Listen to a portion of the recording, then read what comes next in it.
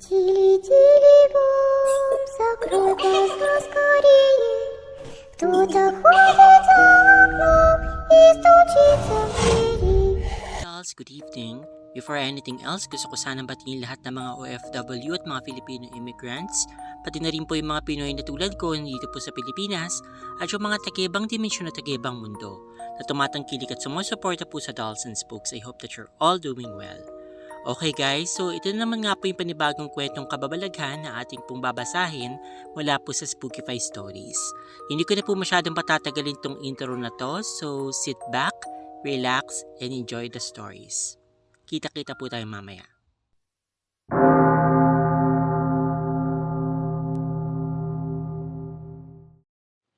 Hello, itagin niyo na lang ako sa pangalang Regina.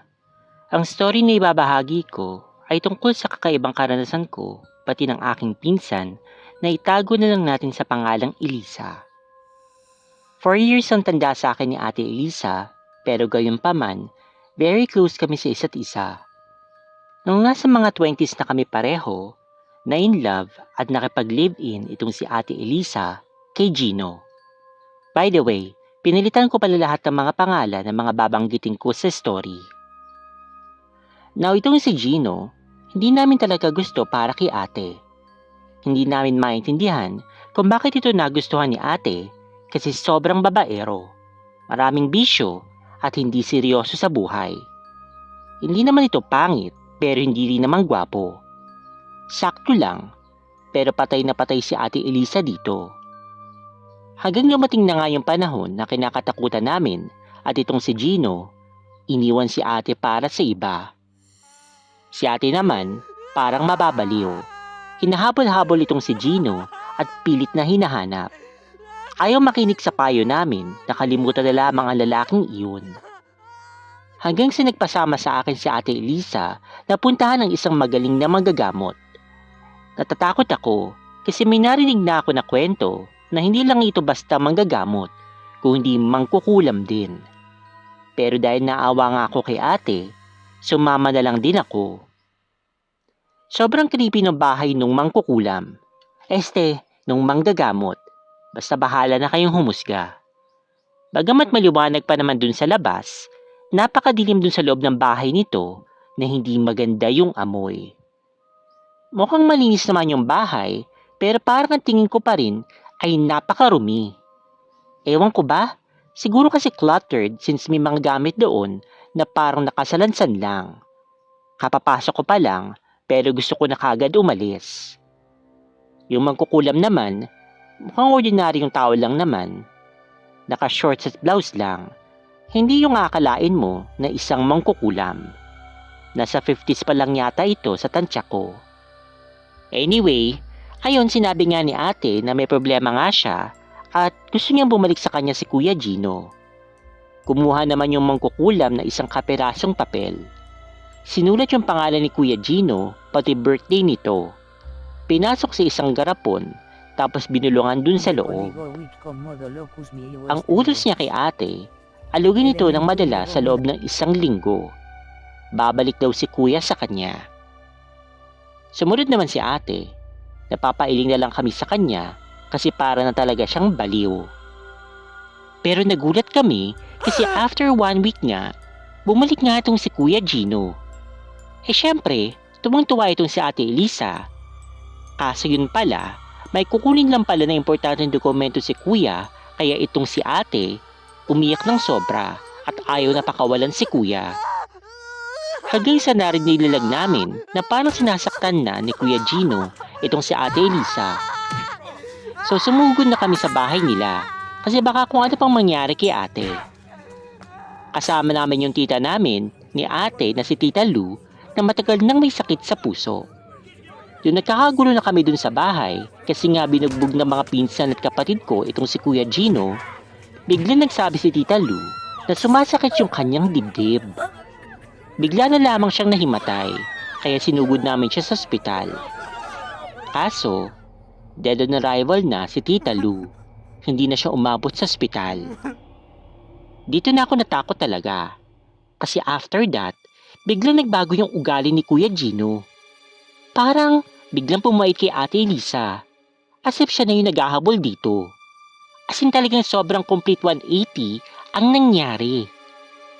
Naalala ko pa na sabi ng mong kukulam, mas magiging mabisa yung orasyon kung may buhay na kapalit. Akala ko naman, buhay ng hayop gaya ng manok o ano. Pero dahil sa nangyari, napaisip talaga ako kung buhay ba ni Tita Lu ang naging kapalit. Pero hindi ko na lang ito sinabi sa iba kasi ayoko nang pagbulan pa ito ng galit o kaya paninisi. Since ganun pa rin naman, nagalit yung marami sa family ko kila Ate Elisa at Kuya Gino kasi sila daw yung naging dahilan kung bakit inatake sa puso itong si Tita Lu. Hanggang minabuti na lang nila Ate Elisa na tumira sa malayo at tumistansya na lang sa family namin. Ngayon, more than 10 years na sila ni Kuya Gino. Kasal na rin sila with 2 kids. Ewan ko kung masaya si Ate Elisa ngayon. Nawala na kasi ako ng kontak sa kanya. Pero ayon sa nasasagap ko na balita, mukhang maayos naman ang kanilang pamilya. Eto naman, mga short stories lang about sa experiences ng father ko. Isinama ko na rin dito since maikli lang kasi ito masyado. Ang sabi ng papa ko, malalaman mo daw kung aswang ang isang tao kung susundan mo lang ang bawat yapak nito habang siya'y naglalakad. Tapos, kumuha ka daw ng bato. Kahit maliit lang na bato. Ibato mo daw sa unahan ng taong iyon. Babalikan ka daw nito at sa hindi malamang dahilan, magagalit daw talaga ito sa iyo. Ginawa daw yan ng aking papa. Siyempre, sabay takbo ng mabilis. Loko din kasi yung tatay ko noon eh. May isa pa siyang kwento noong bata pa ako. Pero ito, hindi ko alam kung kwentong berbero lang o kung true talaga. May isang tao na sobrang hirap sa buhay. Sa sobrang kahirapan, kapit sa patalim at nakiusap ito sa demonyo na ibebenta yung kanyang kaluluwa kapalit ng yaman sa mundo. Nakipagkasundo naman ng demonyo na ibibigay ang lahat sa kanya at pagsapit ng tamang panahon, kukunin ng demonyo ang kanyang kaluluwa. At ayun na nga, isa daw sa naging pinakamayaman na negosyante yung taon na yun. Kilala yung kumpanya nito hanggang sa ngayon. Namatay sa hindi maipaliwanag na dahilan ang taong iyon pero pinagtakpan na lang ng mga kamag-anak. If totoo, patuloy na tinatamasa ng mga kamag-anak ng taong yun ang yaman na nagmula sa demonyo. May tito at tita ako noon na mga members ng isang organisasyon ng mga manggagamot. Dumadayo pa sila sa iba't ibang lugar upang manggamot. Donation lang yung ibibigay mo sa kanila. Ang organisasyon na ito, meron silang salitang Latin na binibigkas para sa specific na sakit na kanilang gagamutin. Nung una, maayos naman daw ito, pero hindi nagtagal. Parang ginawa na nilang kulto at ginagamitan ng ibang members sa kasamaan. Hanggang sa nagdesisyon yung tito ko na umalis na sila sa organisasyon na ito. Pinalad sila kasi nakapunta sila sa ibang bansa at never na silang bumalik sa Pilipinas. May usapan kasi na hindi ka pwedeng tumawalag sa organisasyon na ito. Guguluhin ka talaga nila na baka umabot pa sa pagpatay. Ayoko nang sabihin yung name, pero yung clue, meron silang singsing na malalaki. May bato sa gitna na iba-iba yung kulay.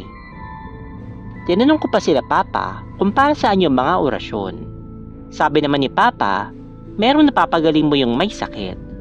Meron pag hinahabol ka, bibigkasin mo lang yung orasyon at magbabago na yung anyo ng iyong mukha. Nung binasa ko yung libro ng Latin, iniwan kasi ito nila tito sa dati nilang bahay sa kanilang pagmamadali na makalis. Nahilo ako sa mga salita. Parang kulam kasi yung dating. Nakakatakot. Buti na lang talaga, nag-decide na sila na itigil na yung pagsama sa organisasyon na iyon. Hanggang dito na lamang po. Salamat sa inyong pakikinig.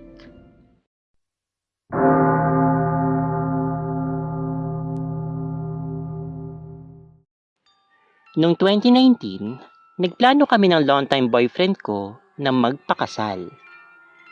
Since very excited at may vision talaga ako kung anong magiging itsura ng aming kasal, Hindi ako kumuha ng wedding organizer. Ako talaga yung nag-asikaso ng lahat. Pero, dumating na ako sa point na nararamdaman ko ng stress sa pag-aasikaso at nag-breakdown din ako. Nagkakasakit na ako at para akong nababaliw. Isang araw, bigla na lang akong umiyak mag-isa sa aking kwarto. Siguro mga 1 hour din akong umiiyak.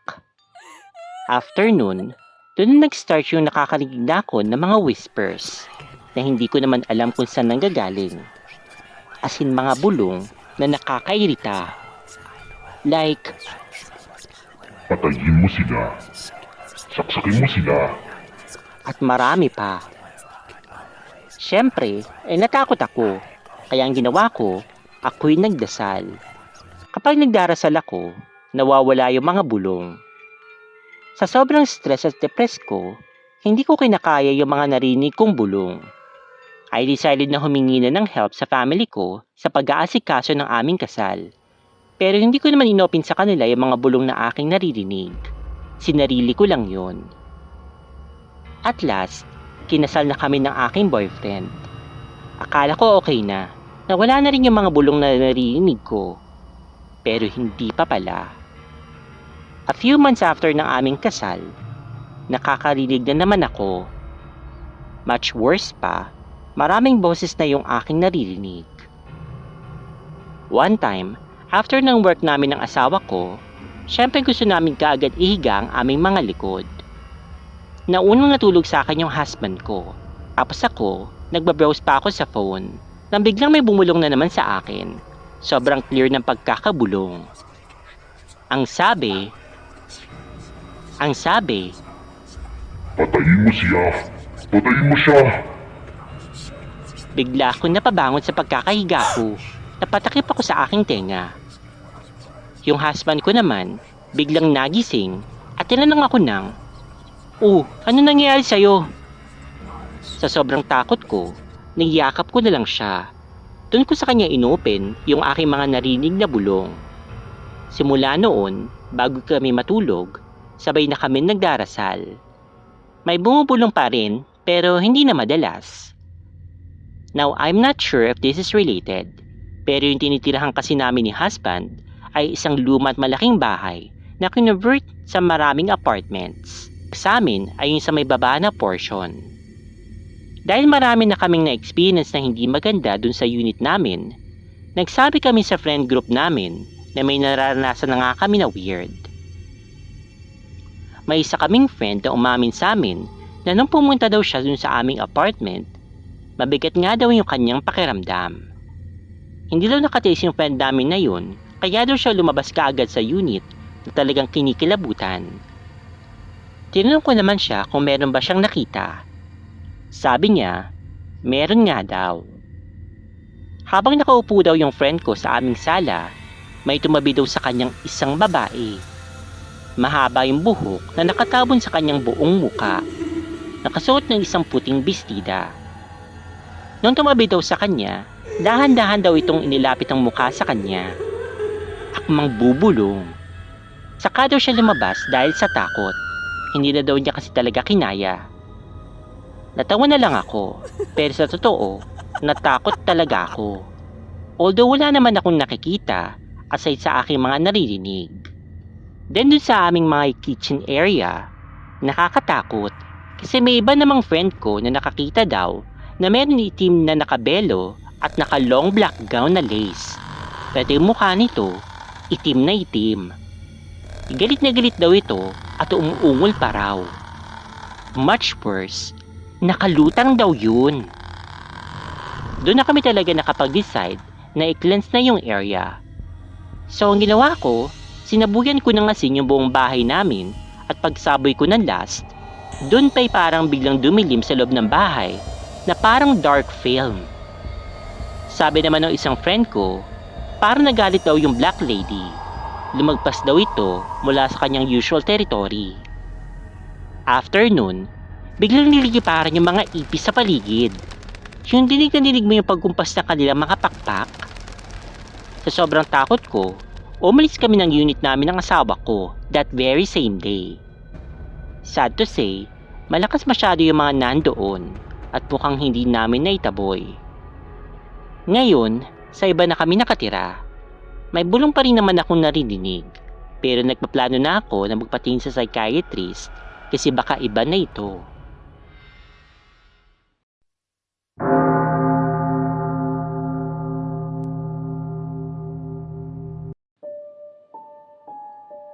A few years ago, na mild stroke yung mother-in-law ko. Unang atake niya yun. Ako yung nagbabantay sa kanya kasama yung aking husband. Nagpapasama kasi ako sa kanya kasi takot ako, not knowing na mas takot pala siya sa akin. Malapit na sumikat yung araw noon. Naka-on yung TV sa hospital room at nasa news channel. May pumasok sa room na 2 tao. Isa naghahatid lang ng pagkain at isang naglalabas naman ng basura. Nakahiga kami sa sahig. Naglatag kami ng kutsyon na aming dinala. Inangat ko yung ulo ko para makita kung sino yung pumasok doon sa room. Nakita ko yung paglapag ng food tray sa bedside ni Mama. After man lumabas nung nagdala ng pagkain at kumuha ng basura, nakita ko na bumukas ulit yung pintuan. Isang doktor kasi nakita ko naka-lab coat ito. Ang isip ko naman, baka tuturukan kasi ng gamot itong si Mama o kaya naman i-check yung kondisyon pero hindi ito dumiretso sa pasyente. Nakita ko ito na pumasok doon sa CR. Sa pagtataka ko, ginising ko yung aking asawa. "Uy, yung doktor ng mama mo, pumasok dun sa CR." Sabi ko. "Ha? Bakit naman papasok sa CR? May mga sariling CR naman yung mga yan." Tanong ng aking asawa. That time, hindi ko naman naisip ng multo. Inisip ko, baka magnanakaw o killer, kaya tumayo na ako. Kinatok ko ng 3 beses yung pintuan ng CR at nang walang sumagot, lakas loob ko itong binuksan. Patay yung ilaw ng CR at walang kalaman-laman. Sinabi ko ito sa kanya. Nakita ko yung pamumutla niya nung sinabi kong walang tao doon sa banyo. Dali-dali siya nag-ayang umuwi at nanginginig sa takot hanggang sa makasakay na nga kami ng jeep. Buti na lang dumating na nga yung hipag ko. Napapalit na sa amin sa pagbabantay. Ayaw na tuloy bumalik ng ospital ng husband ko. Natawa na lang ako sa kanya, although naiinis din kasi ang duwag-duwag niya. Eto naman, nangyari lang last year. Buntis ako sa aking second child. Umuwi muna ako sa probinsya namin for a vacation since 5 months pa lang naman ako. Kasama ko doon sa kwarto yung sister ko na much younger sa akin. Habang nanonood siya sa YouTube, ako naman nakahiga lang dun sa bed. Maya-maya, tinawag ako ng kasambahay ng aking lola. Nagmamadali ito at mukhang takot na takot. "May demonyo sa puno! Tingnan nyo! Dali!" So agad kaming tumayo ng kapatid ko at tiningnan nga namin. Nakatago ito habang sumisilip sa amin. Nakangisi at nanilisik yung mga mata. Parang sunog na sunog yung kanyang katawan. Totoo po yung mga nababasa nyo. Ganyan yung itsura niya dahil kitang-kita ko talaga. Maya-maya, hindi na ako makahinga at makagalaw. Nasa kwarto na ako, sumisigaw ng tulong. Pero walang boses na lumalabas. Kitang-kita ko yung sister ko. Takot na takot sa gilid habang nakatingin lang sa akin. Saka lang ako nakagalaw nung tinapik ako ng aking asawa. "Kanina pa kita tinatawag. Bakit di ka sumasagot?" Muntik ko pang mabatukan yung sister ko. Mamamatay na ako. Hindi man lang ako tinutulungan. Sleep paralysis pala yung nangyari sa akin. Ubo-ungol daw ako at ang sama-sama ng pagkakatingin ko sa kanya. Kaya daw siya natakot sa akin. Malamang, alangan naman matuwa ako sa kanya. Next na nangyari, madalas bumisita yung ate ko pati yung asawa niya sa bahay namin. 2 years na silang kasal pero wala pa silang anak noon kaya madami silang time. Minsan, dito pa nga sila natutulog. 1 hour yung biyahe nila galing sa bahay ng ate ko papunta sa amin. Itong ate ko pala, naniniwala siya sa mga engkanto, multo, aswang, at iba pa. Bata pa lang daw kasi, madalas na daw siyang nakakakita. Friday, 9:30 p.m., biglang dumating yung ate ko, pati yung asawa niya sa bahay. Nagulat kami kasi patulog na kami noon. Madalas naman kasi hapon o kaya umaga silang pumupunta doon sa bahay. Ang kwento niya, yung in-invite daw niya na manggagamot, nakita yung picture ko sa kanilang bahay. Hinawakan daw ito at sinabi, Itong kapatid mong buntis, 5 months na. Nakaupo ito ngayon sa kusina ng bahay nila. hindi naman ako nito kilala at never raw niyang naikwento ako doon. Pero alam ko nasaan parte ako ng bahay namin. Pati yung mga puno sa paligid namin, na-sense nito. Puntahan mo yung kapatid mo at may nakabantay na demonyo sa kanya. Nakatira sa punong malapit sa bintana ng kwarto niya. Mamamatay ito o di kaya yung baby niya. Isama po pabalik dito. Babawiin ko. Late daw din silang nakarating sa bahay dahil parang ang daming abala sa kanilang biyahe. Kesyo, ayaw daw umandar na kanilang motor. Kailangan pa nilang magpaayos. Hindi pa nakakalayo, na flat naman. Mga ganong pangyayari. Siyempre, natakot ako ng bonggang-bongga. Kinausap ko agad yung asawa ko. Naniniwala ka ba kay God? Tanong nito sa akin. Mabilis naman akong sumagot. Aba syempre, malamang. Kung naniniwala ka kay God, syempre naniniwala ka ring may demonyo. Alam mo wala namang ginawa si God na ikasasama ng tao. Lahat maganda lang at puro kabutihan. Samantalang ang demonyo, lahat ng pagdalin lang gagawin yan. Ginagamit pa niyan yung mga namayapang tao. Pati yung mga maligno na yan, gawa nila yan. Pag nagpadala ka, hindi mo namamalayan yung faith mo kay God, unting-unti nang nawawala. Ang ibabaw yung takot sa'yo. May stress ka lang at yun ang magiging reason para mapahamak niyang pinagbubuntis mo. Pero nasa sayo pa yan. Tatameme ako bigla. Asawa ko ba talaga to? Aba, ang seryoso niya yata masyado that time. Ramdam ko yung sincerity niya. Ang dami pa niyang sinabi actually. Pero yun yung pinakatumatak sa aking isipan. Nawala yung takot bigla. Sa sinabi niyang yun, malamang hindi siya pumapayag sa ideyang bumiyahe kami ng ganong oras. Na-convince naman yung ate ko sa reason ni Habi, kaya hindi na sila nagpumilit na isama pa ako. Kita ko rin na sila'y napanatag.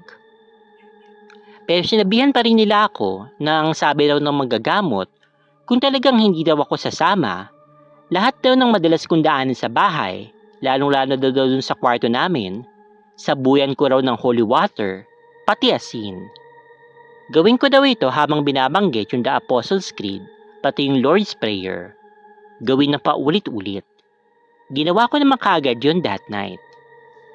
Habang ginagawa ko yun mag-isa, napakapikit ng aking balikat. Parang ang kapal-kapal ng batok ko. Damdam ko yung pagtayo ng aking mga balahibo, pati ng aking buhok.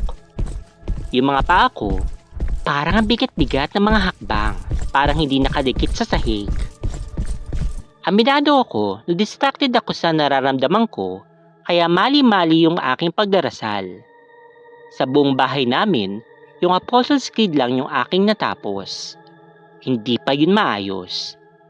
Pero ang importante, bawat sulok ng bahay namin, nasabuyan ko naman ng asin, pati ng holy water. After that night, umuwi na kami sa bahay namin sa Maynila. Okay naman ang lahat after that. I gave birth sa baby boy ko, pero palaisipan pa rin sa akin kung ano bang meron sa demonyo na nagbabantay daw sa akin. Po yung ating mga stories para sa video na ito. So guys, pasensya na kayo at medyo na-delay yung aking pong pag-i-edit tsaka pag-upload itong video na to since ay naku, medyo nakaka-depress lang kasi share ko lang sa inyo, si Barbie kasi nanganak na siya pero unfortunately since nanganak po siya ng habang nasa office ako, okay, so ayun, hindi siya, walang nakatulong sa kanya habang nanganganak siya. So 4 sana yung mga puppies niya pero yun nga, namatay yung 2. Hindi ko alam kung anong kinamatay nila talaga, kung anong dahilan. Maaring kasi kapag pinapanganak yung mga puppies, ang ginagawa ko diyan, tinutulungan ko si Barbie. Ako yung parang humihigop ng mga fluid mula sa lalamunan nila, sa ilong nila, kasi nga kailangan mawala yun para makahinga sila ng mabuti. Tapos tatanggalin mo yung umbilical cord nila, ganyan. And then ipapakain mo kay Barbie yung placenta. Yung mga things like that, o yung mga kailangan mong asikasuhin, kasi hindi sila katulad ng mga aspin o yung mga pangkaraniwang aso lang. Kapag may mga ganyang mga breed, talagang kailangan mo silang alagaan, o yung tipong babantayan mo talaga sila kapag nanganganak nga sila. Hindi ko alam, siguro parang sign na kasi rin yung nangyari kahapon, kasi muntik na akong hindi makapasok sa trabaho since umulan na napakalakas, tapos bumaha ng kaunti. So muntik na akong hindi makapasok, pero ang ginawa ko, kasi pinilit ko pa rin pumasok, naghintay lang ako ng mga bandang mga 30 minutes, and then yun, nakapasok na ako. Pero niisip ko nga, kung hindi siguro ko tumuloy sa office, hindi sana, baka natulungan ko, di mas malaki yung posibilidad na buhay yung 4 na tuta. Pero mabuti na rin at nakaligtas naman yung dalawa, na gawa ni Barbie na iligtas yung dalawa sa mga naging puppies nga niya. Pero nakakalungkot pa rin guys, kasi ako yung naglibing dun sa dalawang tuta. First time na namatayan si Barbie ng tuta na kapapanganak pa lang. Although yung pinakaunang anak niya namatay, pero at least lumaki naman yun, okay? At saka hindi naman siya namatay ng dahil nga nagkasakit yung ganyan. But anyway, whatever. So yun lang, na-share ko lang sa inyo na medyo na may malungkot na nangyari dito. Pero thank God, at least may natira na dalawang ang puppies. And yun, sana nga makasurvive ng tuluyan yung dalawang tutang yun. Okay? Para, syempre nakakalumo. Although, may balak naman kaming ibenta rin yung mga tutang yun eventually pag malaki na. Syempre, ayoko naman na mapahamak yun, at saka hindi naman ako masamang tao para parang wala lang sa akin na may namatayan ako ng aso o what. But anyway, okay, so let's go ahead and discuss the stories na aking pong binasa para sa video na ito. So yung first story nga, regarding nga dun sa isang babaeng desperada, okay? I'm so sorry for the term, pero parang gano'n na nga yung masasabi ko regarding sa kanya. Kasi, guys, ganito ha, Diyos ko, kapag may mga lalaking o kahit babae siguro, kung whatever yung karelasyon ninyo na tipong ayaw sa inyo, o yung parang hindi kayo pinahalagahan, okay, katulad yung iniiwanan ka na, sana magkaroon ka man lang na kahit konting dignidad na wag mo nang habulin. My God, hindi ka naman siguro sobrang pangit o sobrang parang unworthy of love na wala nang ibang magmamahal pa sa'yo, na umabot pa sa punto na naghanap pa siya ng mangkukulam o manggagamot or whatever kung anong gusto mong itawag doon para matulungan siya na bumalik nga sa kanya yung lalaking yun. Okay. Kasi katulad niyan, may kapalit palang buhay. Okay. Para saan? Para sa isang lalaking napakawalang kwenta. At hindi ko naman maintindihan kasi sabi nga dun sa kwento, hindi naman daw gwapo itong lalaki, hindi naman din masasabing mayaman kasi ang tamad-tamad nga. Or ano bang mapapala mo doon? Pinsan tikataka talaga ako sa ibang babae.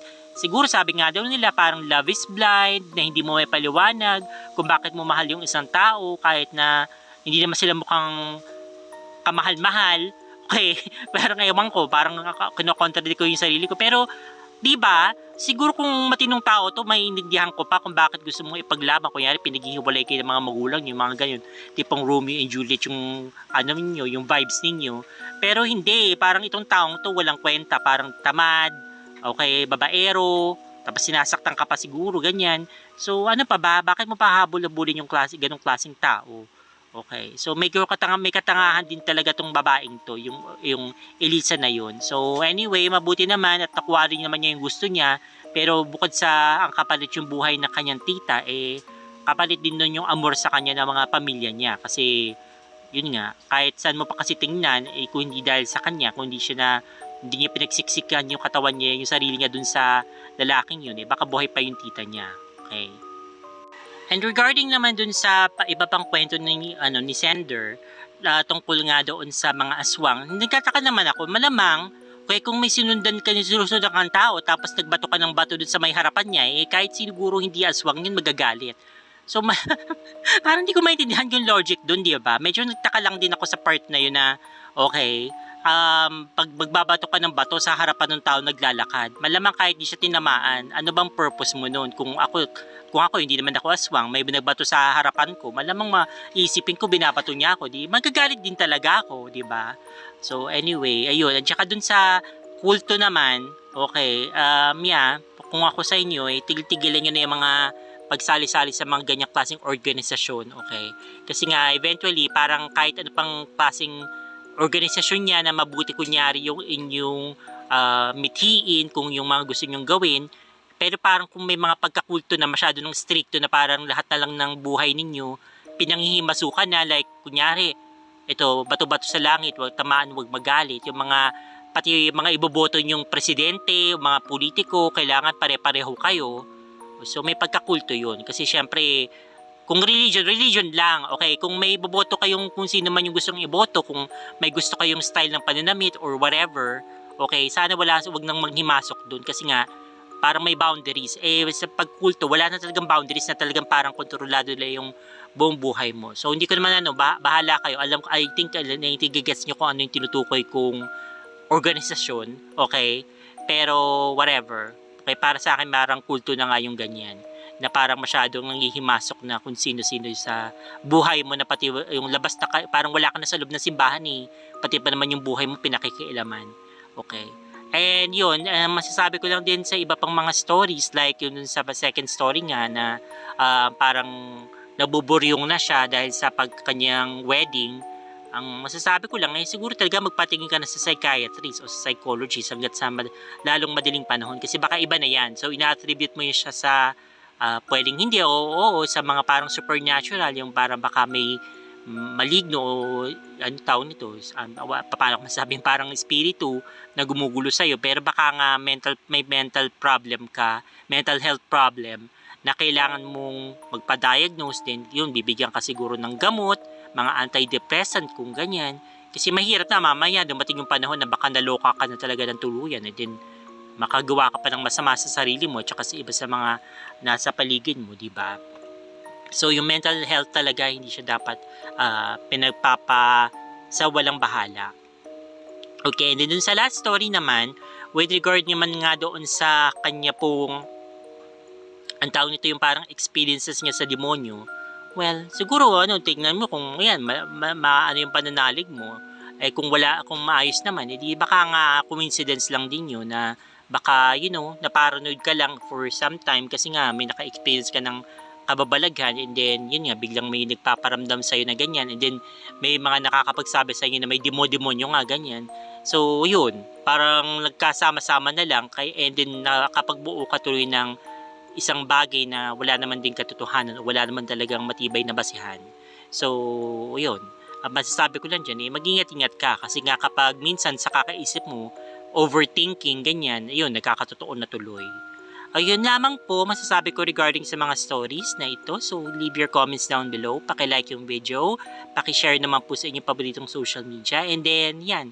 So, comment na lang po kayo and then make sure to subscribe dito po sa Kwentong Aswang at Kababalaghan. Maraming salamat sa inyong pong pakikinig. So, next time po ulit kapag nakapag-upload po ako ulit ng video dito sa ating bagong channel. So, maraming salamat. Stay fabulous and spooky dolls. Bye-bye! Spooky story na gusto mong i-share? Kung ganon, ipadala mo na yan sa dollsandspooks@gmail.com.